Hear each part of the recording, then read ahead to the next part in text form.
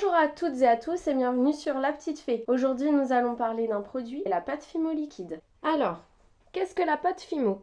La pâte Fimo liquide, c'est une pâte Fimo comme la pâte Fimo en pain, comme vous pouvez le voir ici, sauf qu'elle est liquide. Et en plus, elle n'a pas de couleur, elle est transparente. Il faut savoir qu'elle existe en deux contenances. Elle existe en 50 ml et en 200 ml. Alors, vous pouvez le trouver dans le commerce ou sur internet en 50 ml à moins de 10 €. Et pour la 200 ml, entre 15 et 20 €, mais on peut même la trouver à moins de 15 € en 200 ml. À quoi sert-elle? À faire beaucoup de choses.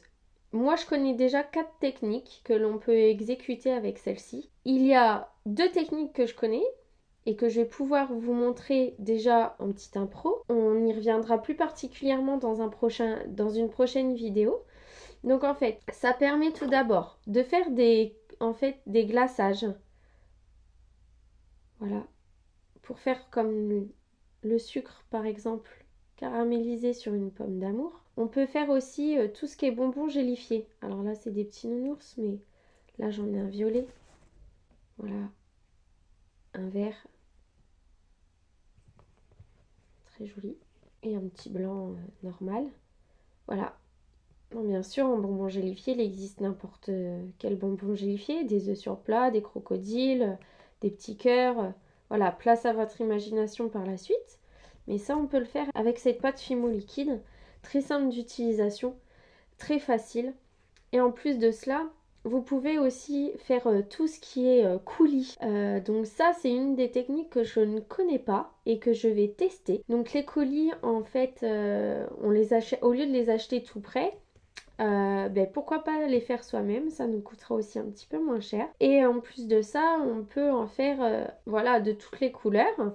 Donc allons-y, faisons-nous plaisir. Donc ça sera pour un prochain article.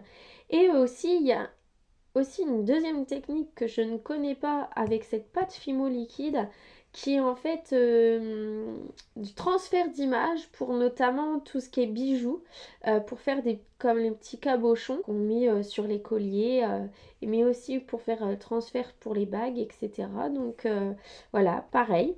À tester, à approuver. Qu'est-ce que je peux vous dire d'autre sur la pâte Fimo liquide? Elle ne se cuit pas à plus de 130 degrés comme la pâte Fimo en fait en pain. Pas plus de 30 minutes, hein, ça c'est clair, net et précis. C'est une pâte Fimo qui est...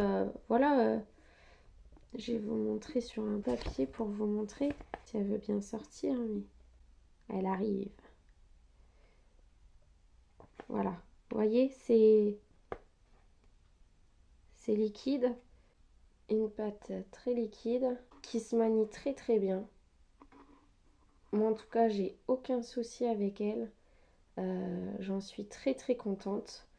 Elle se travaille très facilement, on n'utilise même pas beaucoup. En plus de ça, elle a ici vous avez en fait un petit bouchon. Donc là parce que je l'avais enlevé, mais vous avez un petit bouchon. Donc simple d'utilisation.